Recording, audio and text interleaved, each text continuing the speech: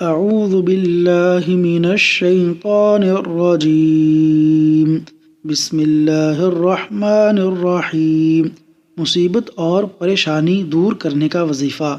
رسول اکرم صلی اللہ علیہ وسلم نے فرمایا، مصیبت اور پریشانی میں مبتلا شخص یہ دعا پڑھے، اللہم رحمتک ارجو فلا تکلنی الی نفسی طرفت عین وَأَصْلِحْ لِي شَأْنِي كُلَّهُ لَا إِلَٰهَ إِلَّا أَنْتَ۔